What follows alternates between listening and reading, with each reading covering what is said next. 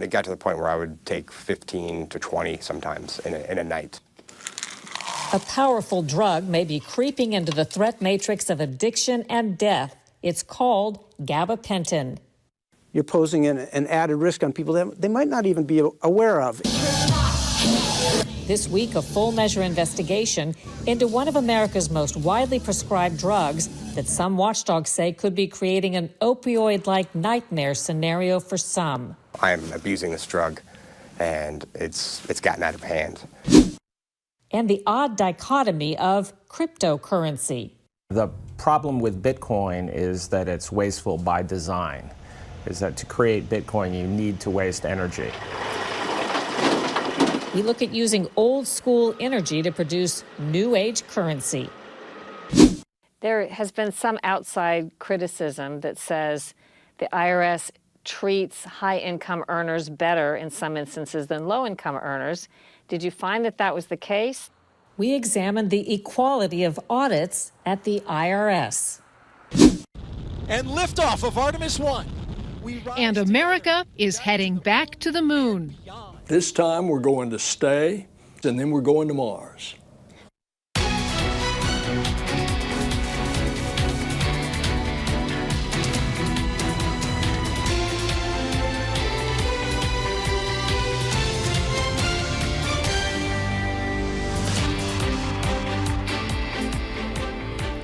Welcome to Full Measure. I'm Sharyl Attkisson. Today we begin with a medicine that has quietly become one of the most widely prescribed drugs in America, gabapentin. It's most often given for illnesses it wasn't FDA approved to treat. That practice is legal, but some watchdogs say gabapentin's allegedly addictive qualities, side effects, and how it dovetails with record opioid deaths are reason for caution. Leo Ashline is in an alternative band called Street Sex in Austin, Texas. Here in Russia in 2019, he was 9 years sober after a cocaine and alcohol addiction. That was just before his battle with gabapentin began. He was given the medicine for anxiety.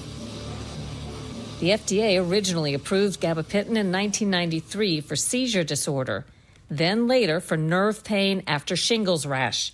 Doctors now prescribe it for all kinds of unapproved or off-label uses. As a former addict, Ashline was relieved by his prescriber's assurances. Don't they say this is a non-addictive drug? That was the thing, yeah. I had told her about my history with addiction, and she said this is a drug for anxiety that's safe for people with addiction issues. How much would you say you were taking, and for how long before you started saying to yourself, or something happened that made you think there was a problem? I noticed it wasn't really doing a lot for me when I took it, so I kind of just didn't take it. Then one day I got into an argument with my girlfriend that was really stressful, and afterwards I took like 3 or 4 of them, and then I noticed an immediate change, and I was like, oh, that's how that works. You got to take enough of it. It ramped up pretty quickly. I mean, it got to the point where I would take 15 to 20 sometimes in a night. Is that because you needed more to give you the same feeling or relaxation, or you just wanted more and more for more feeling? I think eventually I was just taking more because I was, back to that addiction mentality where like this stuff makes me feel good.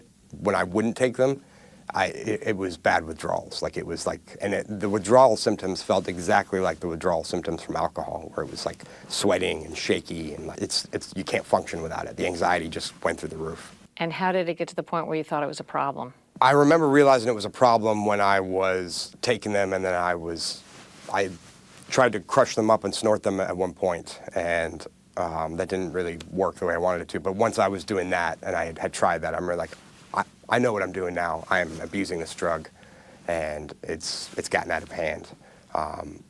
But then by that point, it was too late. He had blackouts, started using crack cocaine again, pawned his belongings, and lost everything. Ashline says he lived that way for about 3 months until he checked himself into rehab on New Year's Eve, 2021. Critics say one factor behind the popularity of gabapentin prescriptions was allegedly illegal marketing by its maker. In 2014, Pfizer admitted no wrongdoing, but settled 2 giant lawsuits, paying $325 million to resolve claims it boosted profits by marketing gabapentin for unapproved uses, which drug companies aren't allowed to do, and paying $190 million to settle accusations it took steps to keep cheaper, generic versions off the market. Virtually all of gabapentin that's being prescribed are for indications that were not approved by the FDA. Michael Abrams is a senior health researcher with Public Citizen. He says today, gabapentin is often given with opioids, and it's proving to be addictive and deadly. It turns out that gabapentin is also a respiratory depressant, and it's used to treat pain. So it's would be perfectly imaginable for a clinician to say, oh, let's try a little bit of opioid and let's try a little bit of gabapentin. Combine them together, you're posing an added risk on people that they might not even be aware of. Gabapentin has also become a driver behind the surge of opioid deaths. This study, Gabapentin increasingly implicated in overdose deaths, says the drug was found in the bodies of 1 in 10 overdose deaths in 2019 and 2020. A study in Scotland found gabapentin and a related drug were responsible for 1/3 of accidental drug-related deaths. So it's become a way to sort of enhance their high, if you will. So really the key thing is that we're trying to mitigate this risk of respiratory depression and death. Public Citizen has filed a petition to have gabapentin prescriptions controlled under the Drug Enforcement Administration, or DEA, making it what's called a Schedule 5 drug. What would that do in practice if gabapentin is placed on Schedule 5? It would require that anybody who prescribes gabapentin has to be licensed with the Drug Enforcement Administration to handle a controlled substance. Then the other thing that it would require is it would require manufacturers, pharmacists, the doctors themselves to record the number of pills that they were dispensing and clearly label things for the patient to see on the bottle that they were getting a controlled substance. Dr. Brian Callahan of the University of Michigan is against new controls on gabapentin. Nerve pain is super common, and gabapentin is one of the it's effective, and we don't have that many things that are effective. And so I think it's important to have it be available to patients. He helped develop American Academy of Neurology guidelines for treating painful diabetic nerve pain and says gabapentin is an important alternative to more problematic opioids. You know, we should be pointing people towards gabapentin and other medicines like it and away from opioids, whereas this regulation kind of would do the opposite. It's been a rough road, but Ashline is clean again, back with his girlfriend and making music with his bandmate after 1.5 years lost.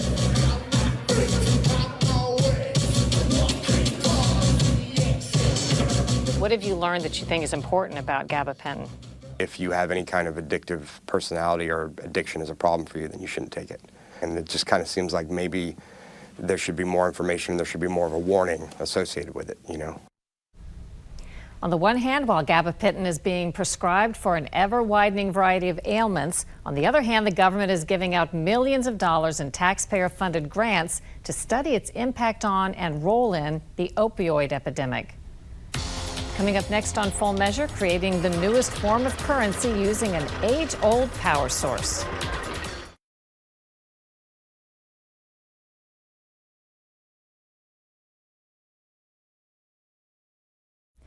You've probably been hearing about the collapse of FTX, an exchange where people could buy and sell cryptocurrency like Bitcoin. It's now mired in investigations into alleged mishandling of customer money and founder Sam Bankman-Fried, one of the largest donors to Democrats. Our next story explores another controversy related to the murky world of cryptocurrency. It has to do with tapping into an age-old power source to create Bitcoin. How do you like this high contraption? Bill Spence is a pioneer on the forefront of a new high-tech trend. I always say, you know, it's like America and the world had a party at our house, and then they left and went home, and we're cleaning up. He's in the business of cleaning up toxic waste coal piled up across Pennsylvania, burning it at a scrubgrass power plant in a special way that generates electricity and an ash that's approved safe to put back in the land so people can grow plants on it and build on it again. Scrubgrass used to sit dormant in the overnight hours until Spence came up with a bright new idea. I had begun to read about cryptocurrency, and consequently, I approached the guys here and said, have you heard about Bitcoin? And, let's look into that. And we started to buy some machines, plug them in, started to run it, started to see revenue. Backing up for a moment, Bitcoin is a cryptocurrency that doesn't exist in physical form. The coins are generated or mined using computers in an incredibly complex process designed by Bitcoin's anonymous creator. The process gets increasingly difficult over time to limit how many coins are created, how fast. The main thing you need to know here is that mining Bitcoin typically requires supercomputers that use tons of energy. Step one of Spence's plan to start burning waste coal for Bitcoin involved buying thousands of computers. These are small computers that search the internet for blockchain, which is a blockchain is basically a identification system for the coin. Fully converted today, Scrubgrass is busy generating Bitcoin when it's not feeding electricity to the public grid. It's like a train track switch that goes back and forth between the data center and the grid as needed. At a glance, it's all upside, cleaning up toxic waste coal, creating jobs, and making money from Bitcoin. But there's fierce opposition. The problem with Bitcoin is that it's wasteful by design, is that to create Bitcoin, you need to waste energy. Rob Altenberg of the environmental group Penn Future says there's a huge cost to burning waste coal for Bitcoin. It's far more polluting than even regular coal. It's the most polluting energy source we have in the state. They're claiming it's environmentally beneficial because they're removing these piles of waste coal. What they're not mentioning is when you burn it, you're polluting the air. What is it about Bitcoin that takes so much energy? It's a race to essentially guess a number faster than anybody else.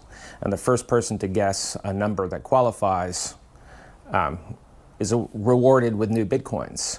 So we've had something of an arms race where people use vast amounts of money and vast amounts of energy to build mining systems to win the race. Part of his gripe is that because Pennsylvania gives subsidies to waste coal power plants like Scrubgrass, taxpayers end up supporting the Bitcoin operations. We shouldn't be subsidizing wasting energy. We can have cryptocurrency, we can have blockchain, we can have all these new technologies, but there are ways to do it that don't waste energy. That may be, but using waste coal or coal power plants to mine Bitcoin is catching on. Besides Pennsylvania, they're doing it in New York, Missouri, and Montana. The whole idea is so new, the federal government hasn't stepped in to regulate it yet. There are signs that's coming. Regulating too hard risks letting China, which already dominates Bitcoin mining, run away with it. Spence admits his plant pollutes, but he says leave the waste coal alone and it can catch fire spontaneously. That pink is where it's already caught on fire. Sending some toxins and cancer-causing pollutants into the air and water that are scrubbed out if burned in the plant. I think what people need to look at is expand their fear factor to get into the gray area and accept it and start to look at, potentially ways that would help their community generate electricity. Maybe it's not 100% perfect, but it's better than as it exists in its sort of state, the state it's at right now. So, you work towards perfection, not immediately capture it. In the past year or so, the price of a Bitcoin has been as high as $68,000 and frequently hovered around $16,000. After a break, should the IRS audit more multimillionaires?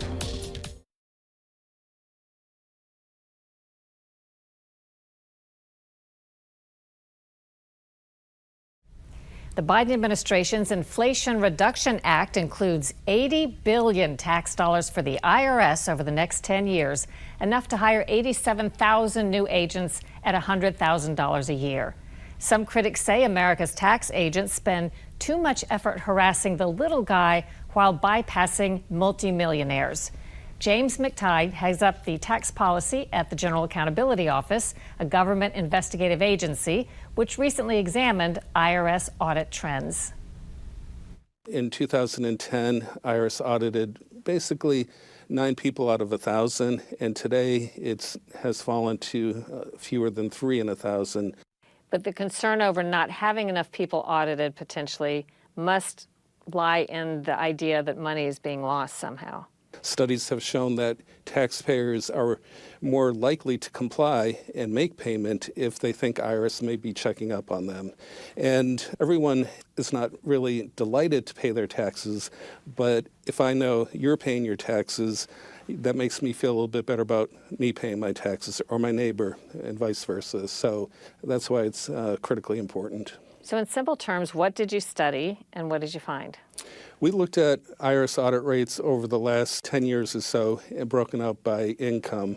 And what we found is that over that period, audit rates have declined across the board, both for high-income taxpayers as well as low-income taxpayers. They've declined a little bit greater for higher-income taxpayers than lower-income taxpayers, but still, audit rates are about a third of what they were back in 2010. There has been some outside criticism that says the IRS treats high-income earners better in some instances than low-income earners.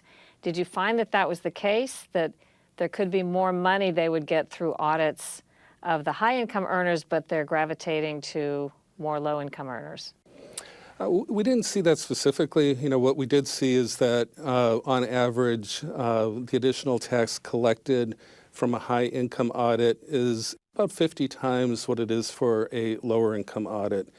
So in terms of bang for the buck, the audits of the highest income, highest earning individuals, those with incomes in excess of $5 million annually, those do have a higher return on investment. If when the IRS audits someone making above $5 million a year, they're more likely to get a lot more taxpayer money that hadn't been properly paid, why don't they spend more time auditing that population? Well, as our report did show, IRS does spend a lot of time auditing that population, and in fact audits that population at the highest rate, when broken out by income. The problem is that those tax returns tend to be very complex. It's very labor intensive, requires a lot of audit hours, and also requires a fair amount of, not just a fair amount of expertise, but a very high level of expertise.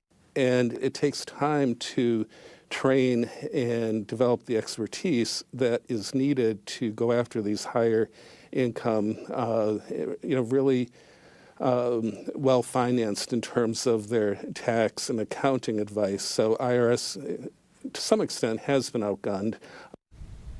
IRS staffing was over 100,000 in 2010.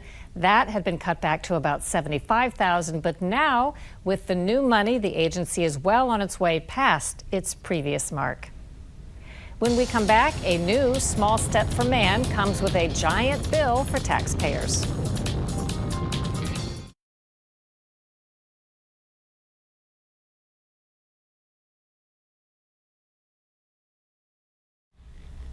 NASA's Orion rocket is nearing the end of its historic unmanned mission to the moon, the first step toward returning man to the lunar satellite and then venturing where no man has gone before.